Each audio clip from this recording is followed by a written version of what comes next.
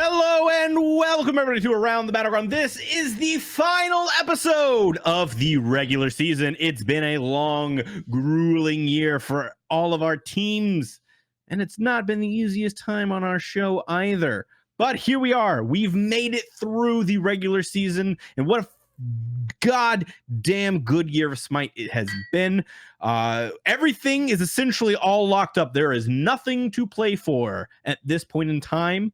We have all of our teams that have auto-qualified for Worlds, and we know who's going to be in the play-in bracket. But, that's all well and good. Sometimes you need some matches that don't really mean anything. Yes, it does suck that we're ending the year and none of the matches really have any weight to them. Honestly, I'm not expecting a whole lot out of this week.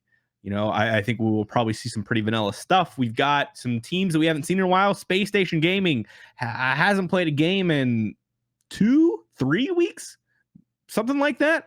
So definitely excited to see them again. Last time we saw them out, they were trying out the lane swapping thing. And now that lane swapping thing is not really a thing anymore.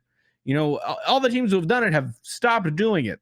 So we'll see if SSG come back with the same strategies, or if they, have adopted, the regular meta like everyone else. So that's a whole other topic. So today, we've got a shorter version of, all of our, our news information part, where we talk about the SML, where we talk about the SPL, standings, what we predictions, all that. That'll be, toned down a little bit. And then after that, we've got an interview with our boy Nate, Mr. Ataraxia, the ADC for Dignitas. Had a lot of fun. Full disclosure, that interview was supposed to go live last week. We ran into some complications internally, weren't able to post it. So I was interviewing him while the Obey rival set was going on. So just a little context for everybody, the time in which we did record this. Hope you all enjoy it nonetheless. And, I'll be working to bring, another interview to you guys before the postseason hits, hopefully. And then on top of that, there is an outside chance that I will be going to Worlds this year. After missing it last year, I was fully expecting not to be able to go again this year, just due to being poor, being broke. And then seeing that I had to go like the next weekend, 2 weeks or whatever, whenever Thanksgiving is, I'd be going down to North Carolina anyway from New York. So just there'd be, 2 trips in a row, whatever, not great. So, however, with my job, I might be going down to DreamHack Atlanta. No confirmation on that yet.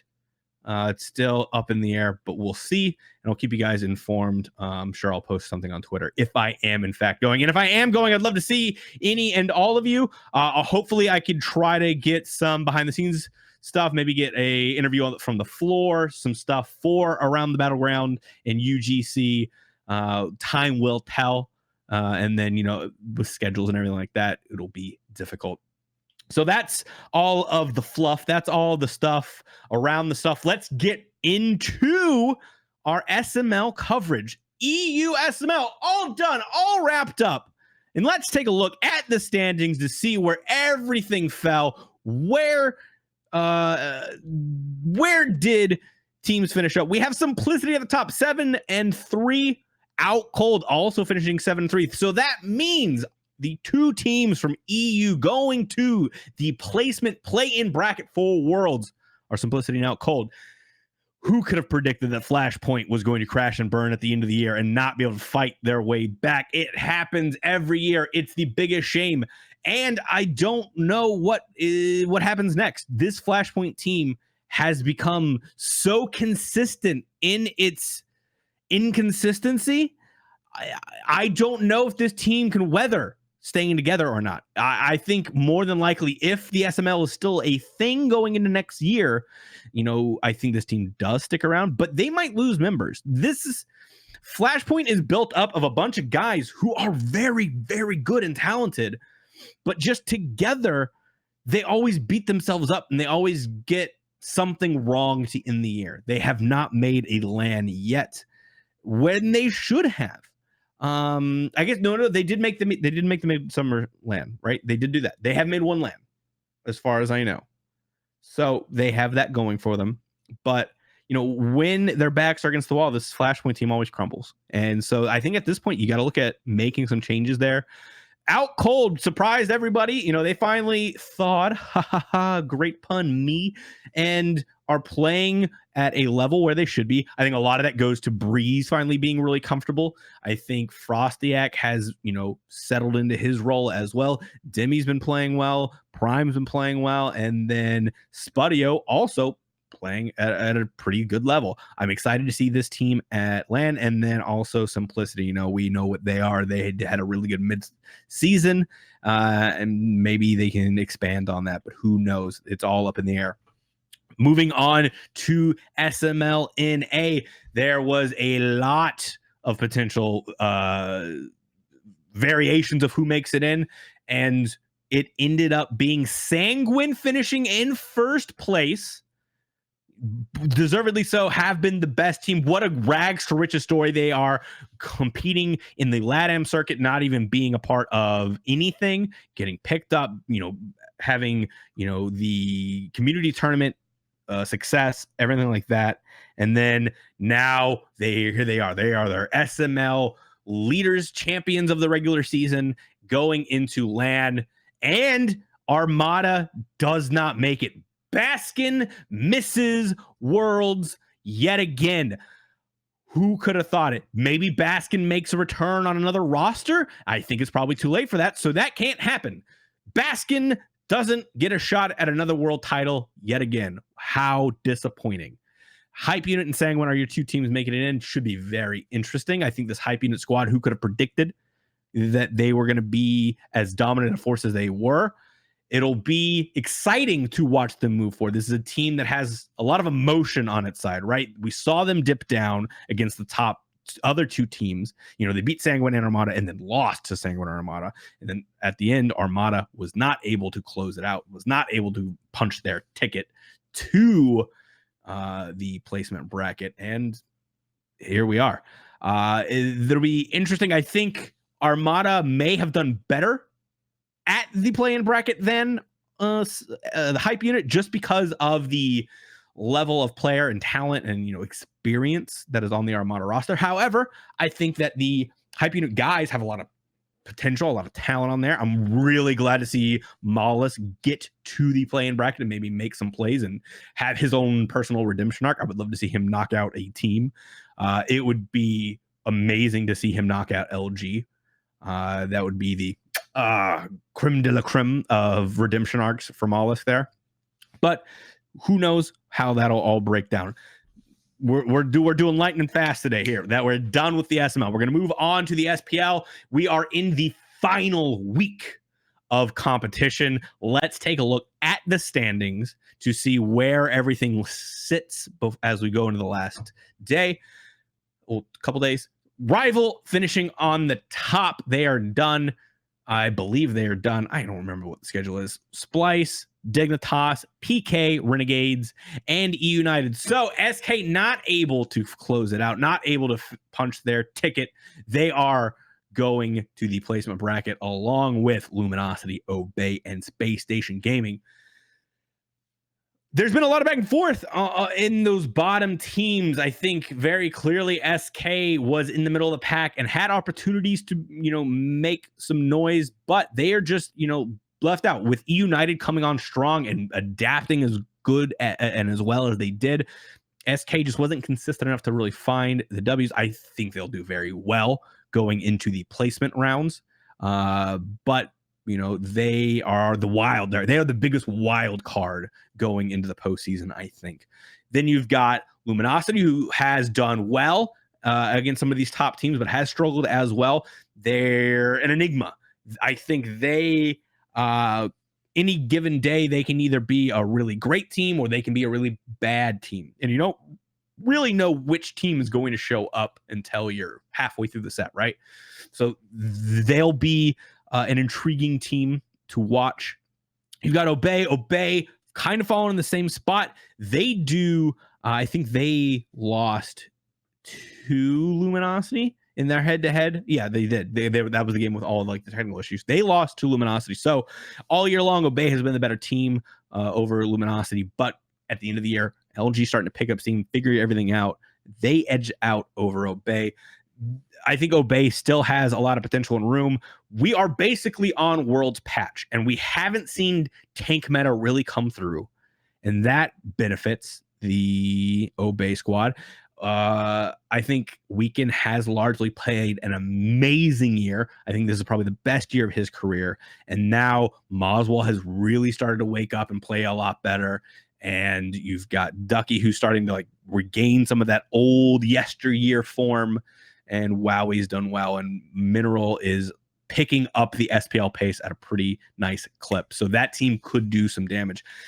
The question marks really come around this SSG squad, which has been the worst team in the SPL. They have a lot of talent. There's a lot of experience on this roster, but they just have not been able to put it together. And so we haven't even seen them in a minute. We have not seen them play a competitive game of Smite in a while. So who knows what they're going to look like as we see them come on. Let's take a look at what our schedule is going to be this week. Who finishes out the year? We've got Space Station playing Renegades, and then following up Friday playing SK. And then you've got Splice and Pittsburgh Knights, and Pittsburgh Knights Renegades. Pittsburgh Knights are facing a real challenge here. They've got to play Splice and Renegades. PK did look very good coming out of their roster change when they played their first game after it. Can they keep that up? That roster looked like it had it shit together and it had a lot of potential. Going down, we'll break it down game by game. Space Station Renegades, I can't help but give that to Renegades. I don't know what Space Station looks like. Going off of what they have been all year long, they're a disappointing team. So I can only assume that is who they are going into this game. The only way Space Station wins this set is if they have been in the hyperbaric time chamber, hyperbolic time chamber. I don't know. My nerd cred is dropping. And has really, my producer, hyperbolic time chamber. They've been practicing. They've been getting better. They're going to come out all buff and with weirdly long hair. And they're just going to come out and spank Renegades who come out without really, coming to prep. They don't have any tape on SSG in the way that they play. Obviously, they're scrims, but that maybe SSG have enough oomph in the tank, and maybe Renegades just doesn't care. That is a likely scenario, but the more likely scenario is Renegade just comes out here and wipes the floor with SSG. I don't think anybody would be surprised by that outcome, would we? So moving on, Splice and PK, kind of in the same spot. How much does Splice care? What are they willing to put out there? They're just going to play generic game. PK, it'll be very interesting to watch Roe versus Solo Troll. Solo Troll is the new Smite solo lane darling. As the rookie, he's been doing very well. He's been playing at a high level, but Roe, kind of not even the old guard. I was about to say old guard, but he's not really. He's just been around a while, and has a few tricks up his sleeve. He looked very good in that first game solo on the Yorm. I'd be interested to see if Splice does ban away that Yorm from Pittsburgh Knights in this game. Make Roe play something that he hasn't shown yet. Make him uncomfortable. That's probably what I do if I'm Splice. I target out that solo lane as much as I can. Put Solar Troll on something super aggressive, make Roe earn his keep tomorrow. That's, if I'm Splice, that's probably how I'm game planning. PK has the talent on the rest of the map to punish that, though. If you put too much into Roe and Roe is able to keep his head above water, it's going to open up a lot of pathways, a lot of doors to success for this Pittsburgh Knight roster to capitalize and maybe get a W off of Splice. I believe Pittsburgh Knights has not had a win over a top team at any point this year, unless you count Renegades. They haven't beat Dig. They haven't beat Splice. They haven't beat Rival. Could they find their first meaningful win against Splice going into the final week. Who knows? If I'm a betting man, though, I bet on Splice. I think they just have that it factor. They've been, head and shoulders above the rest. And I think they walk away with this victory. Going on to our last day, Pittsburgh Knights Renegades. I think it's a lot of the same stuff that I just mentioned. I think PK, it's very interesting. It's very, there's a lot of thought experiments you could have, and it's, provocative to think that maybe PK could beat these top teams, and how would they do it? Maybe they figured it out. They have the secret sauce, but I think in all reality, it's just gonna be Renegades playing their game and being the better team. Again, if I'm Renegades, I target out that soul lane. I make it as easy as possible for Nika to have his way with lane, being a lane bully, or maybe I think that I can beat PK. I let a top pick come through to row, so I get practice on it to see, okay, what can we do moving forward? That's also a strategy and a route both Splice and Renegades can take. It's dangerous because PK is a team that can punish you for doing that. So you got to weigh the pros and the cons here. End of the day, I still think I think it'll be a set win for Renegades. I think PK could win one game out of both of these two sets, maybe two if everything's kind of going their way. But I do ultimately think Splice and Renegades beat PK this week. And then we end our week on Space Station SK. I don't know how to feel about this. I'll know how I feel about this a lot more after tomorrow's Space Station Renegades game. I'll have, actual tape on the Space Station roster if they are committed to their role lane swap. Not a role swap, but it's a lane swap. And what they're planning on doing.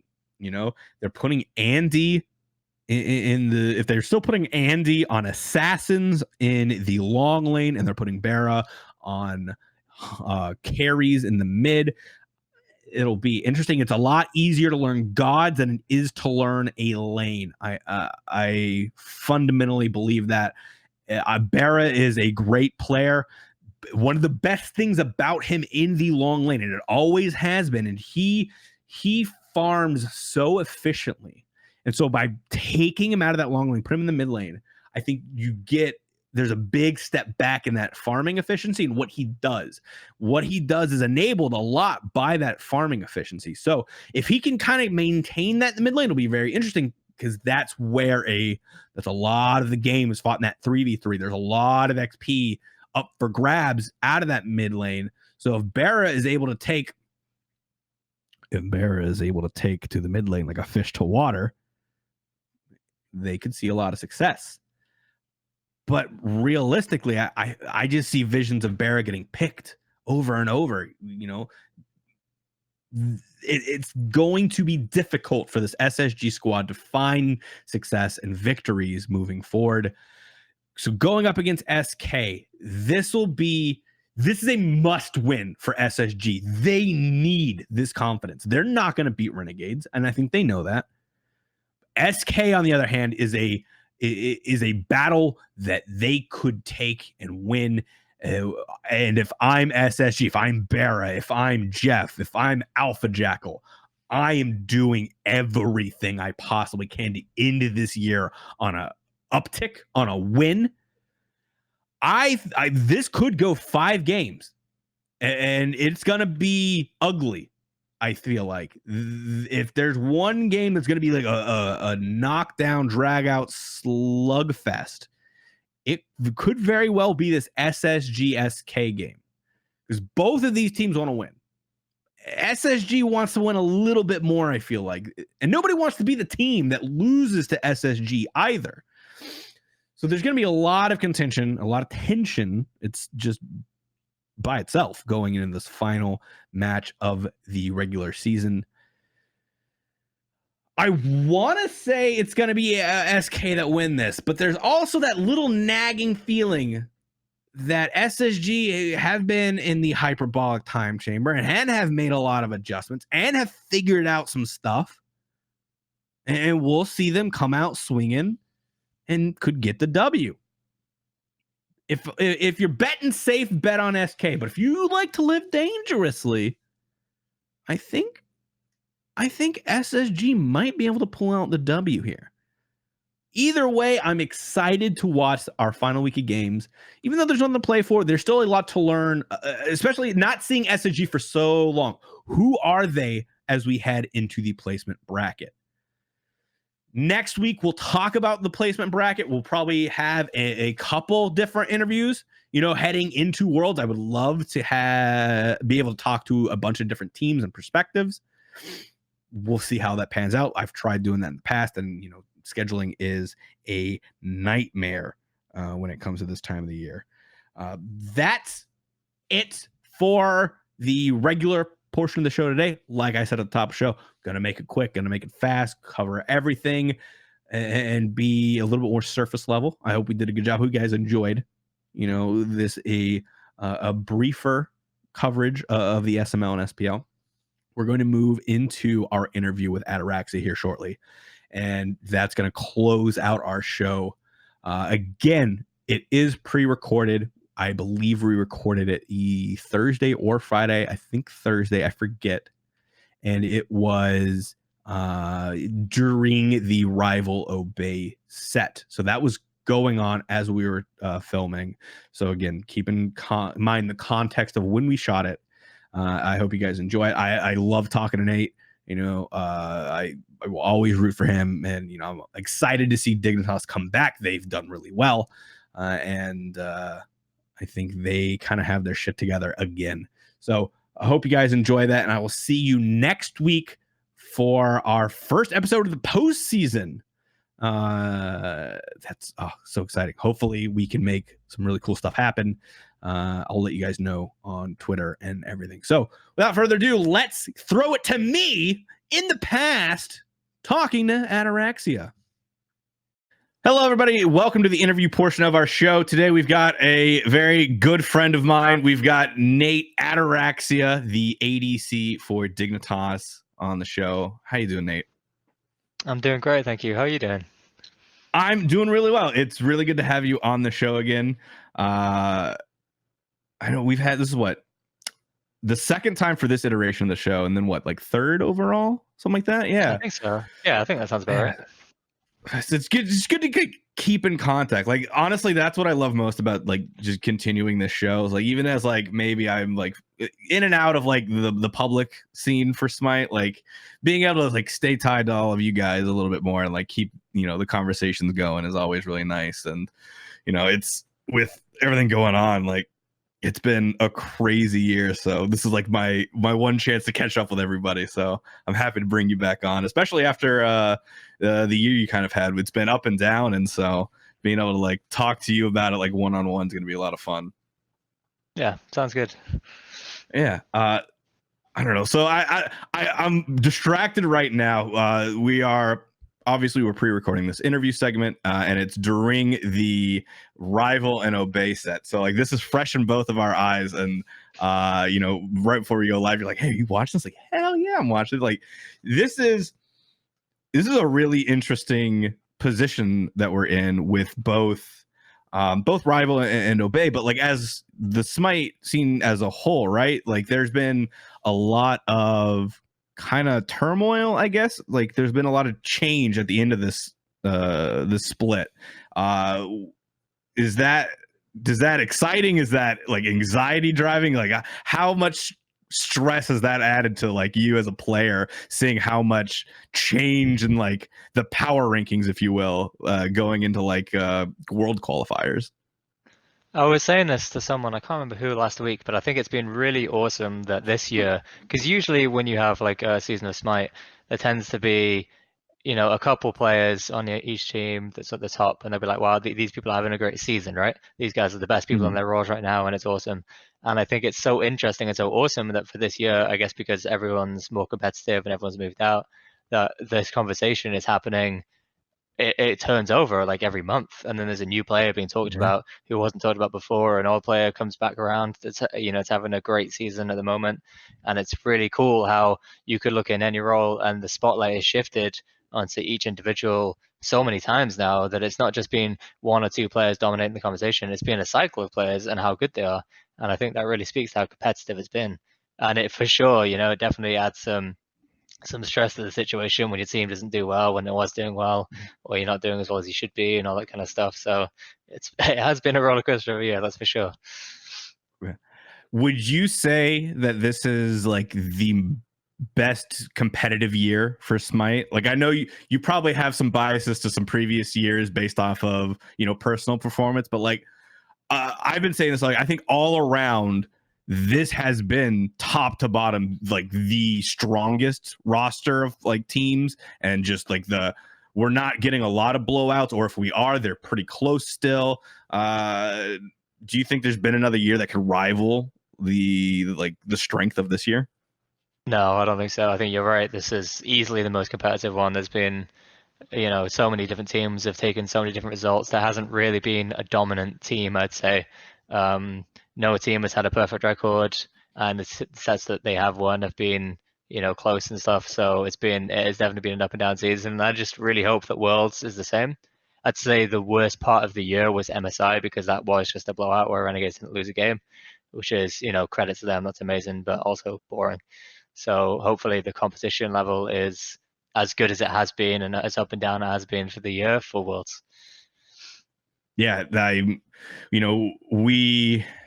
we've gone through a couple iterations of Worlds where it's been like, I mean, season 3 Worlds, probably the best Worlds in the history of Smite.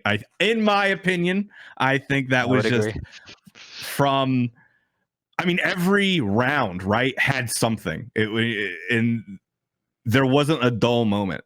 And then you contrast that to the next year where, like, what was it? Season 4 was E United, right? Yeah. And then E United just kind of like ran through everybody in 20-minute games and was like, okay, this is fun. Like it was hype to see NA win, but it was still like, all right, well, could you have like made it just a little bit longer so I had something to watch? And like it felt like being robbed of something in some way, right? And then Season 6 also really good games, but kind of stomps until the end. I would really I want to see that Season 3 again, where you've got the slugfest between NRG and LG. You've got Eager and Obey, and then you've got Obey and NRG. Every game was a slugfest back and forth. Lots of like in-game changes, mid-set changes. I feel like this year it's a toss-up. It could go really either way depending on what the bracket looks like, right? Like it's for sure. Yeah. I don't know.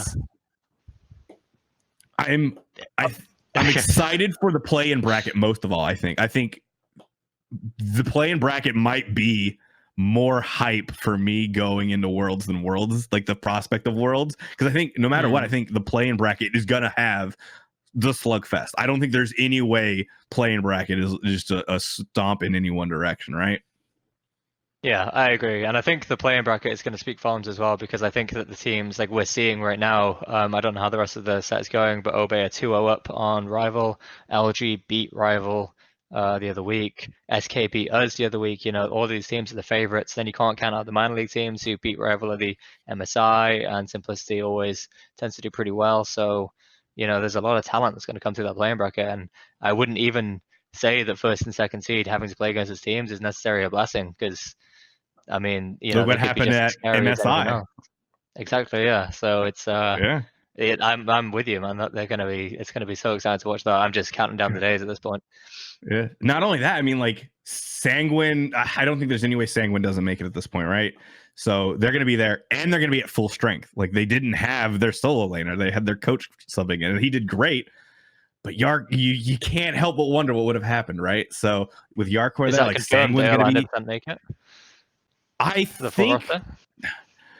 Well, I think because the full roster, I don't know. I would imagine that they would fix anything that happened at MSI going into Worlds, and I think it'd be weird if they didn't make a change, right? If he could, right? It would be really weird. And then on top of that, I think as much flack as Skillshot, Hi-Rez, Cooper, whatever, as much flack as they get, there's no way they don't give adequate help to those guys to make sure they're there, right? This is No, the they all, yeah, playing they're bracket of the extremely world. helpful behind the scenes. Right. So I have a complete faith that whole roster. The only thing that I would maybe question still going forward would maybe be like a Flashpoint. If Flashpoint turns everything around, then they qualify over, out cold.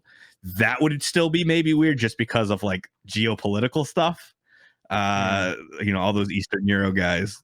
That one could be rough and things like that. But I think the playing bracket just has so much hype this year, and are you guys have already auto qualified for World. Is that like a breath of relief that you don't have to go through that playing bracket? Like, would you guys be concerned? Like, I don't know that this is like where I want to be right now. I think because of how the format is this year, it's definitely beneficial not to. I remember last year we played through the playing bracket and we won. Um, like I was fine to play through that because I honestly, we had like an up and down season then with Obey, and I wanted the LAN practice because we hadn't had a chance to play at LAN that year, I think. So for me, it was actually super important. I wanted to go to the qualified thing. I didn't want to auto qualify to Worlds, but this year is different. We've had so much more practice, and this is I'd say the schedule this year has probably not been in our favor at all. We've had to play a lot of double blocks, so we have to show stuff and then play another strong team afterwards.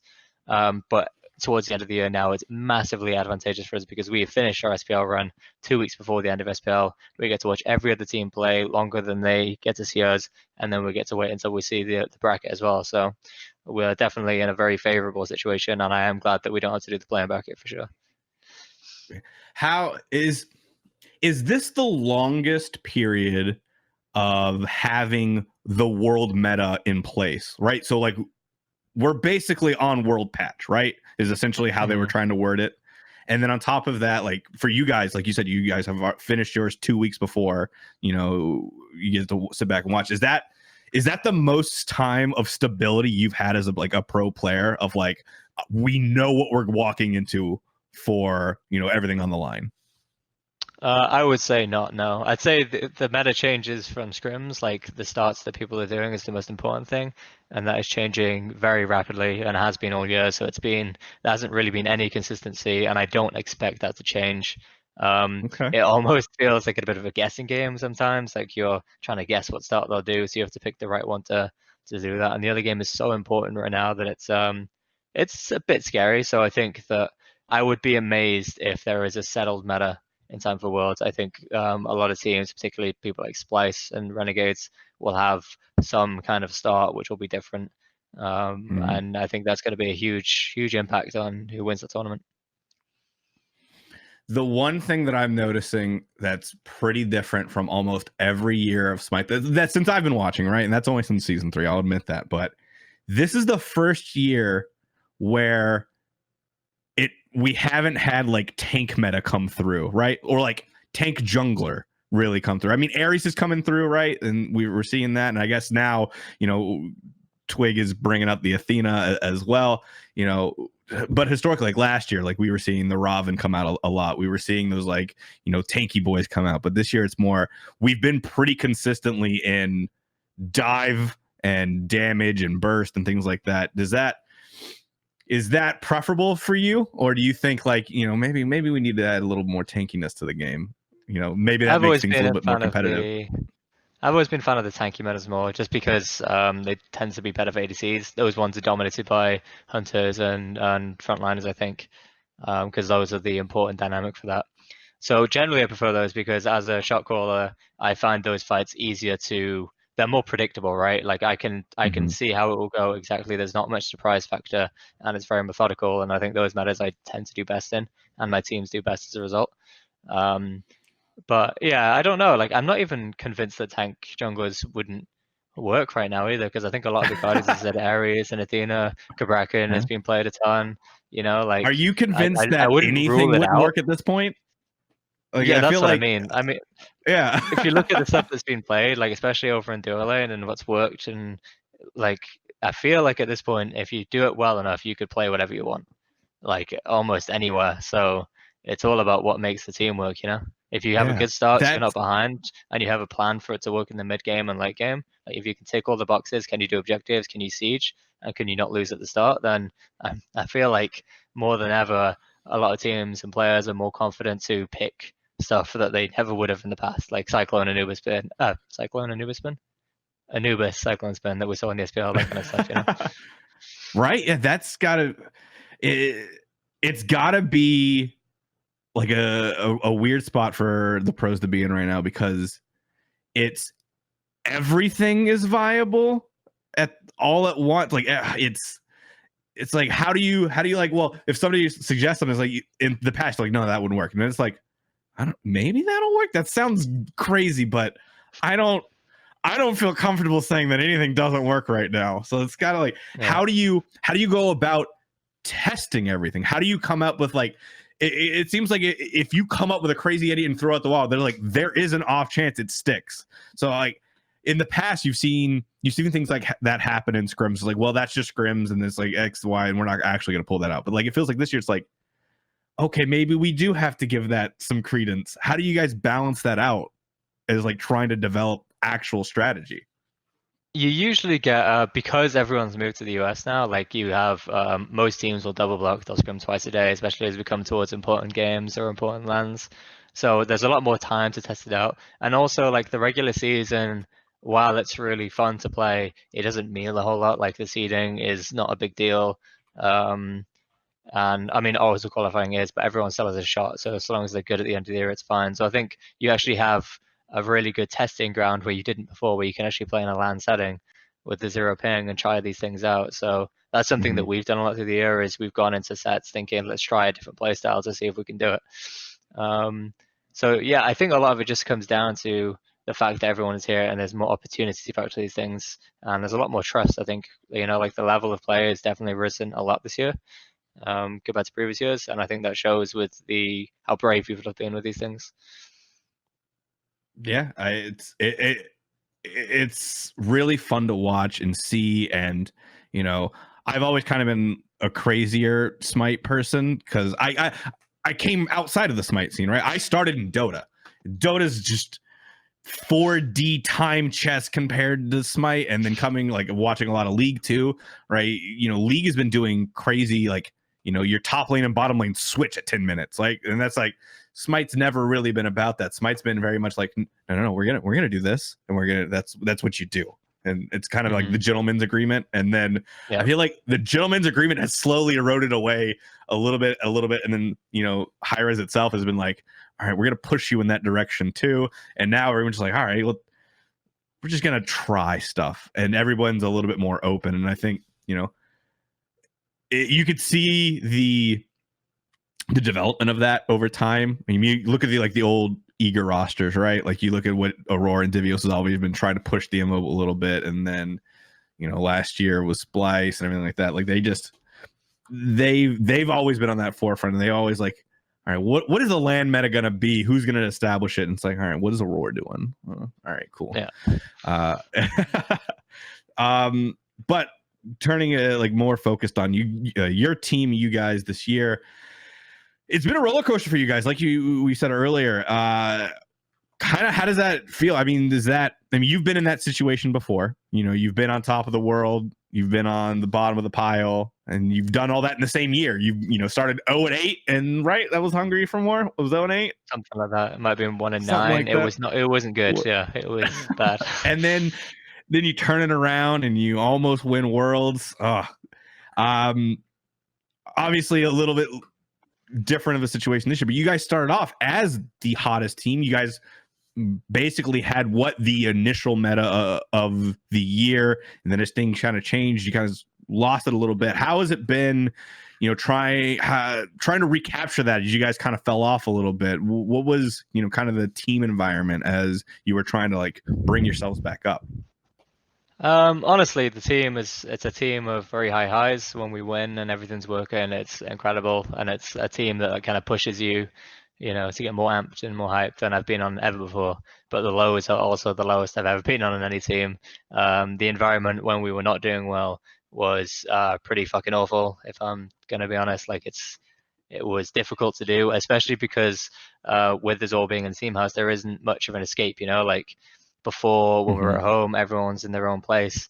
you have a bad day of scrims, it's no big deal. You just log off, you go spend time with your girlfriend, you do whatever you do to de-stress, and then you come back next day and everyone resets. But when you're here, you finish scrims, you turn around, everyone's still there, like any conflicts that you had have to be resolved. And I think that began taking its toll on us. And I think that's coupled as well that we definitely played the game a lot less during the midseason. WoW Classic came out, so that took some of our souls, and that was definitely a huge part of it. And I think what has happened to bring us back to form, which I hope we can stick to, is we just started playing the game again. We still have our downs for sure, like we still argue a lot, but the goods, the ups are coming back, which is really important. So we're starting to feel more like we were at the start of the year. So we just got to keep working towards that, and hopefully it'll be all right. How has been facing the adversity with this team been compared to previous years? Because I mean, obviously, new team, like before this, it was you, Twig, and Pretty Prime for forever, and like that dynamic has its own I don't know what the word I'm looking for. The things unique, how you handle conflict, how problem resolution is unique to that core. Now you're facing same problems in this whole different group aspect. What's the adjustment been like for you being plopped into this new situation with I can only imagine that things run a little bit hotter and a little bit colder on this new team than it did in your old, just based off of the personalities involved. Yeah, it's been tough. I think we had something, you don't really appreciate it until it's gone, I guess, but we had something really special with Obey. We would, like me and Twig in particular, we were the big thinkers of that team, I would say. We came up with a lot of ideas and we would argue a lot, but none of us would ever take it to heart, like we would be arguing and then everyone else would be like, can you guys shut up now so we can focus, or can you guys stop arguing? And we're not offended at each other, we just like to argue, or we like to discuss the game and stuff like that. And that was a really a good environment to have. But I think things have been a bit different here. I think people look at discussions and post-game stuff differently. We have a very big, I guess, like mishmash of personalities and how teams have been done in the past, being a mixed EUNA team and stuff. So that's been a challenge, but it also definitely comes with the positives because stuff that Tyler has brought to the team, this NA focus and stuff has been really good, and the stuff that we could show him from the EU side has been really important too. So even between myself and the Danes and stuff, the way we look at the game is different. So having this it definitely can be challenging, but I think the reward is going to show for us. I think it's allowing us to reach new places we haven't before. And while we've suffered through the bad period, I do really believe that we come through that now, and it's going to be all good from here. I feel really confident for us going into Worlds. Okay, so I want to get your opinion on like the narrative that's been built around you guys with your team being that struggle with the early game. You guys kind of tend to pick things aimed for mid-game and team fight, right? Like, we'll concede the early game because we believe we will outfight you in the team stage.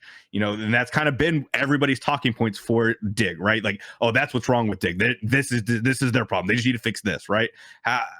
Is that, would you guys say that's accurate, or is there so much other stuff going on? Like, how have you responded to like seeing all of that? Like, you're like sort of rolling your eyes. You're like, yeah, maybe there's some truth to that. No, I think it's definitely been true. I think that historically, I mean, all year until very recently, our early game has been pretty piss poor, but our team fights have been very good. I think that is somewhat my fault as well, because I tend to, I mean, that's kind of my mantra when it comes to playing my role, is I don't really care much about the early game. It's not about pushing leads there. It's about, if I get to the team fight, I know I'll do more than the other guy. That's kind of how I've always based my play style off. I think that I have a better grasp on team fights than every other Hunter player. That's my ego bit. That's what I focus on. But to be fair, like, I think Trix and Fred in particular, they've been doing so much work to try and fix our early games, because I do think that they kind of got worse and worse. Even at the start of the year when we were winning all the sets on that streak, we were still losing early games. We did a lot of good comebacks based on our team play. But those two have really, really put in the work the last month to make sure that early game's up to scratch. And Fred in particular is popping off every game, especially in the recent sets that we just had. So I think we finally figured it out. So we just got to hold on to that, keep innovating. And I think if we can whole, now that we've sorted our early game and combine that with our late game stuff, I think we'll be, unstoppable. Yeah, I don't want to jinx you guys, but I think, as the set was happening, your last games, I was like, is it safe to say that Dig is back? Have they figured it out? And you guys came out and I think changed up in a lot of fundamental ways how you guys played. Like your last set was very different from the month before, and I think that shows how much work you guys have put in, and how, the horizon is bright for you guys as we move forward. And I'm excited to kind of see you guys continue that forward, because I mean, obviously I've been rooting for you particularly all year. I mean, and this team is, I've been on the Dignitas fanboy bus for a while.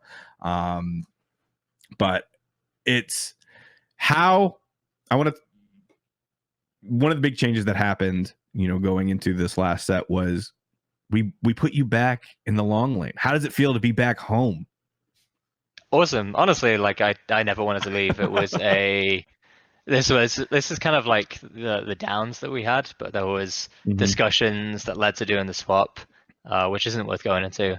But that's why we did it in the first place, and we did see some success. It solved some issues for us temporarily, but I think long term, like the big argument we had back then was, is it easier to learn a lane or is it easier to learn characters?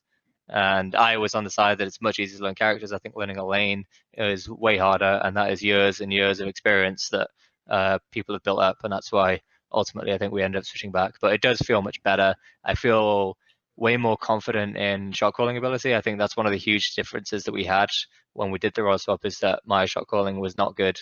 It was unconfident, and I just feel like it's a lack of understanding in the mid lane role, but there's the machinations of how that worked led to me not making as decisive calls as I would from the long lane. How I can call rotations and set up team fights and advances, stuff like that, is something that I've learned to do from duo, and I couldn't replicate in mid. So that has been a huge thing for us. But I just enjoy the lane as well. I get to play Jingwei again, so that's always good. And I just have a good grasp over there, I think. And Tyler's been really good in mid as well. So it always seemed a bit silly for us to do it, to me. But it's good that we tried it out. Do you? Yeah, I like that you guys tried it out. I enjoy so much of the willing to experiment this year. I feel like in the past you've had a lot of pros just very resistant to trying bigger, crazier strategies, and like everyone this year's like, fuck it, why not? Let's do it, right? Like the evidence is there to see it happening, right? And you can like, all right, well, what's going to go wrong? We're going to lose one. Okay, cool. So do you think like league wide, and I don't want to like single you guys out, but I think league wide, a lot of people after the success that Renegades had tried to like, instead of everybody kind of innovating on their own, everyone kind of like that's what we're doing. That's how you win. We're doing that. And everybody kind of like tried to emulate and copy what, Funball plays and how they do their mid and everything like that. And then now we're kind of being like, everyone's like, why don't we just play our own game? Like, why don't we just be us? And now everybody's kind of innovating on themselves again. Do you think, is that like an accurate statement, or do you think that's kind of generalizing too much? No, I think that's fairly accurate. And to be fair, like Renegades did, they played different. They had a start that no one else did, which I actually think is the reason they did so well, rather than what they played. Dardes was an absolute monster playing those ADCs in mid, and I think that's just kind of why, like they had such a strong LAN. I think the strongest LAN performance of any team ever, so in any tournament for Smite, so that's pretty impressive. So I think it's understandable that a lot of teams, ourselves included, kind of snapped and like, okay, that must be, there's something to this. But I really don't think that many teams, if any, really grasped why Renegades did it. Even them themselves, I don't know whether they had a specific plan in mind or whether it was just because Funball wanted to play mages and Dardes was very good at hunters. Like, it could just be as simple as that, and it worked out. And there might not have been a greater plan.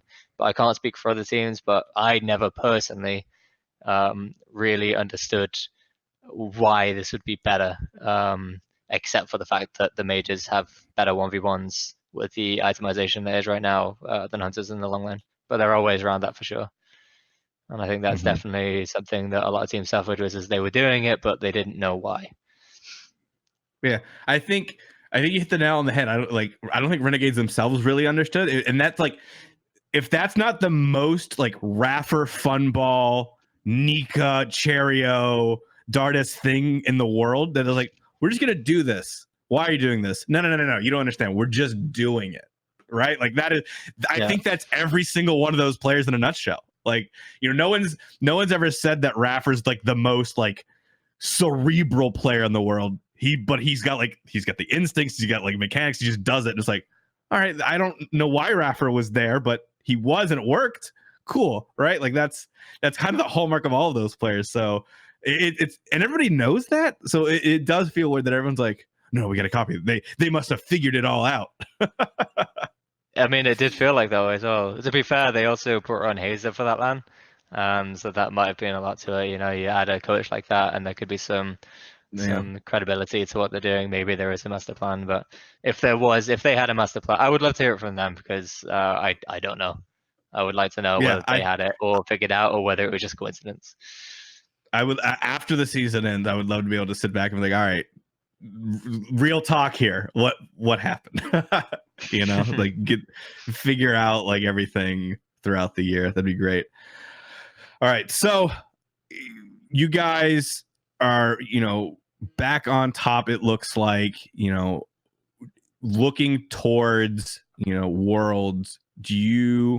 How confident are you guys that you guys can make a run at the World Championship? And then, is it comparing where you've been in previous years? Obviously, you've been to the World's finals, always a bridesmaid, never the bride. But, do you, comparing to those years, does this year feel any different, any better, any worse? Like, where would you kind of place your team at right now?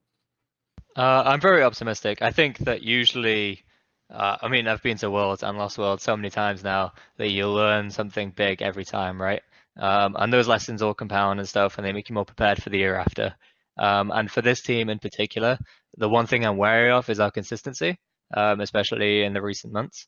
But I really strongly, the highs of this team is the best Smite I think we've ever played, like I've ever been on a team. I don't think I've ever played on a team that's played at this level. And I have felt like in season 4 and season 3 and season 1 that we could absolutely win worlds with those teams. I felt like we could have been the best teams if we did something different or learned faster or changed something. And I feel more so this year. I think it's just a matter of, are we on our shit when it comes to that week in particular, and can we keep the streak going? And I hope historically, because of the start of the year was so strong for us for such a decent amount of time, that we can hold on to that for sure. And everyone is dead set focused on it now. Everyone's grinding the game again. Everyone's got their aim on stuff, and we do have the very fortunate early SPLN now, so we have all this time to practice and figure stuff out. So I do feel very confident, and I think the bracket might end up going in our favor as well. So we might get the teams that we want to play against.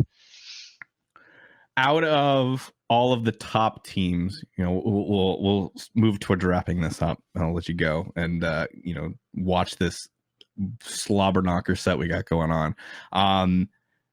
Who out of the top teams do you think would be your biggest competition, or who has, outside of you guys, who do you think has the best shot at least making world finals? Obviously we don't know the brackets, we don't know who is going to match up, but just based off of like a power rankings structure. I think that depending on how the brackets go, I think that we're a favorite to go into the finals.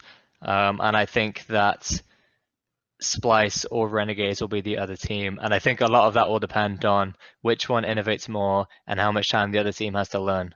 I think that's such a huge thing, because I know I don't want to play against Splice in the first round, and I'm pretty sure that's the sentiment of every single pro team, because they showed what they can do with a new strategy. I suffered at the hands of it last year. We hadn't get to see them play for like nearly 2 months because of how the schedule went, and then they turn up against us in Worlds. They have this whole new start we've never even seen before.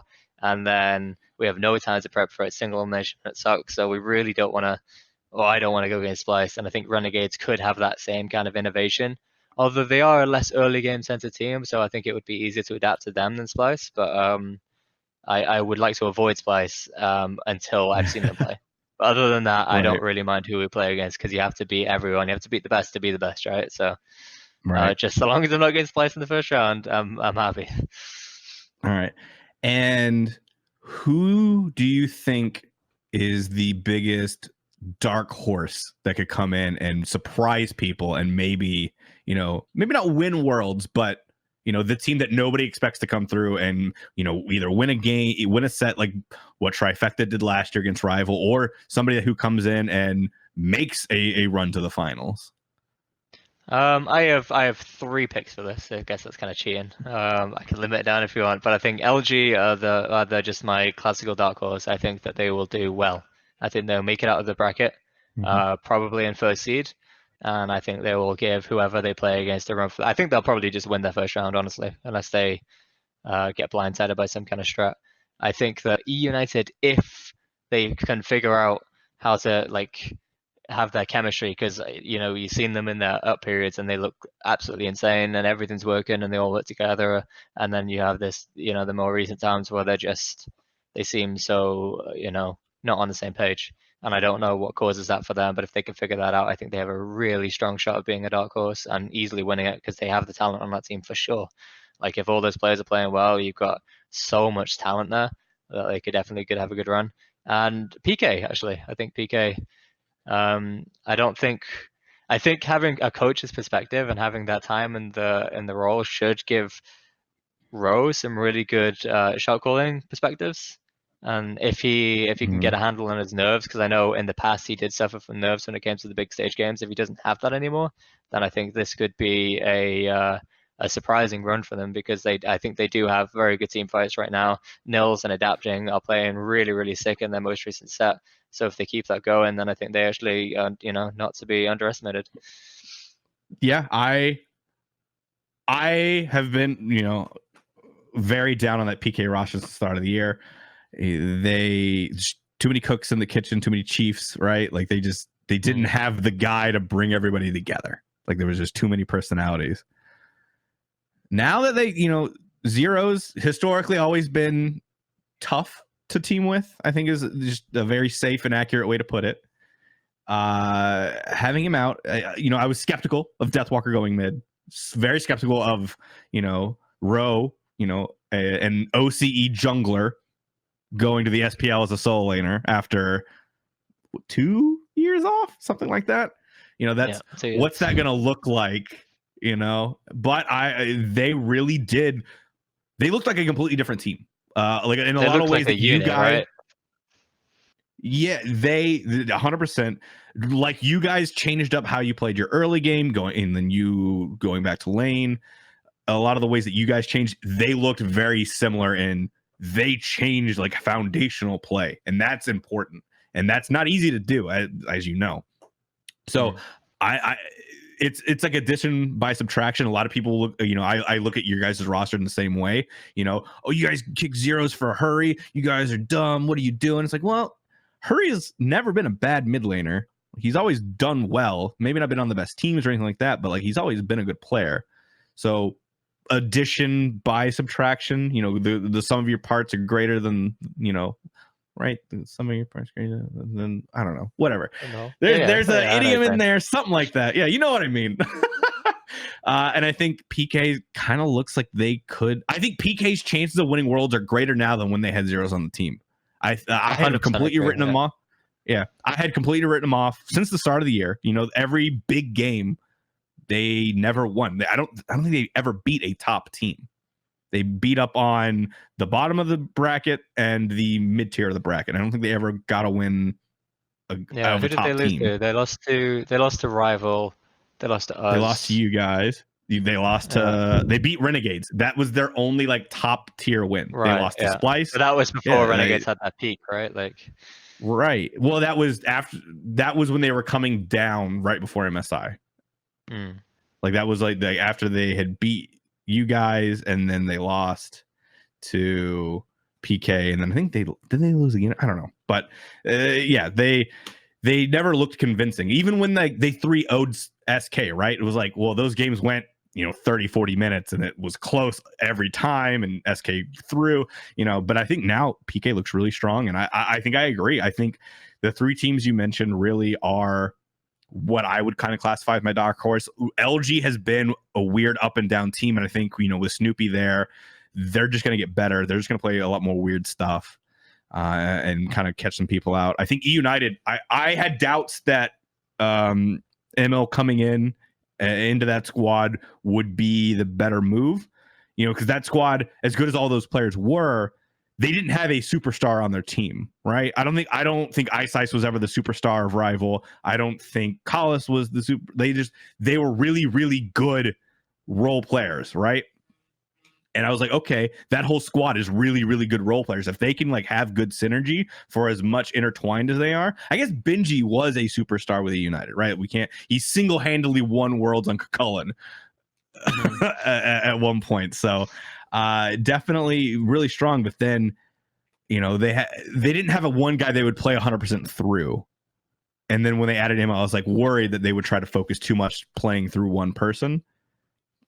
And to an extent, they kind of have, but they've done it in a really good way. And I think they're a very scary team when they're on. I think you hit the nail on the head saying, when they're on, they're on. But if they're a little bit off, that team will suffer. So, can't say that they're gonna do really well, but they do have that potential. So I'm so excited for this play-in bracket. I don't even know. I don't think there's ever been a year where the Gauntlet or Super Regionals or whatever have had so much hype going into them. So yeah, I think the minor league teams in particular, they could be huge upsets for sure, more so than in the past. I'm really excited to see how they do, especially considering the MSI result, with Armada. So I think it's going to be insane. Can't wait. Yeah, Baskin back on a LAN again with this team. So Solar Tro did well, but it's Baskin, right? There's so many intangibles you get with Baskin. And then other changes, I don't know. It'll be exciting, and not even just NA. Obviously there's a lot of NA strength there, but EU as well. Simplicity. That squad is looking like they've caught fire again. And then Out Cold has finally started to play the game of Smite again, and that's you've got Demi and Pretty Primes, and putting them on LAN is gonna be really they haven't been on LAN since.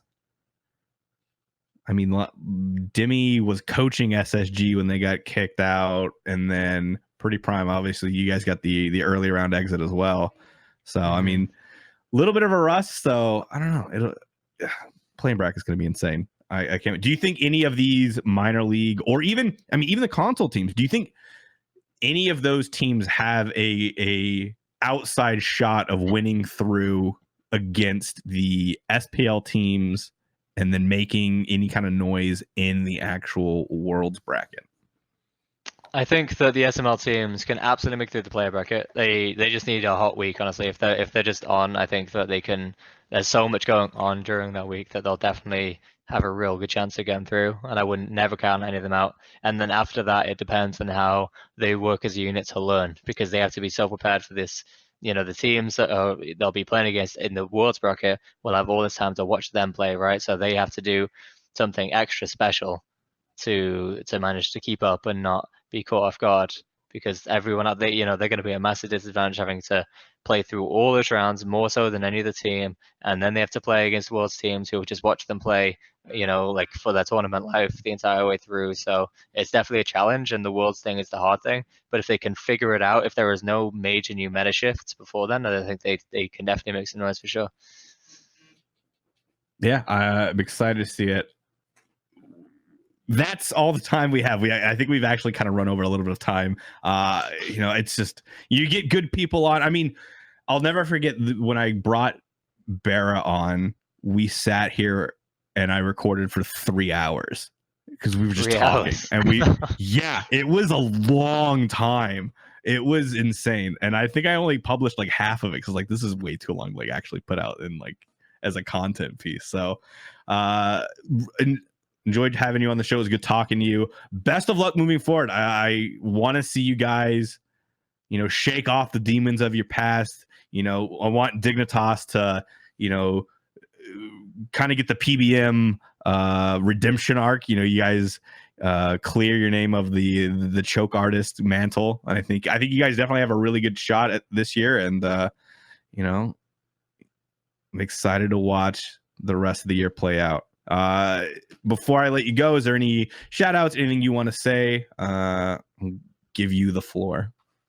No, thank you for having me on. It's been a pleasure as always. I love doing this kind of stuff, so I really appreciate having me on. And thanks to anyone watching and supporting esports. Living the dream because people tune in and support any esport. Not just Smite. So very thankful for that. And keep being awesome. All right. Thanks for watching, everybody. That's it for our show this week. We will be back next week, for, was it week 13 is next week? Is it next week's the last week, right? Yeah. We'll have the end of the regular season, our show next week, and we'll try to get somebody on here, another interview. Maybe we'll grab weekend, maybe an Obey player or LG player, depending on this set. We definitely want to get the lower guys some attention as well. But thanks for watching, everybody, and we'll see you next time around the Battleground. Goodbye.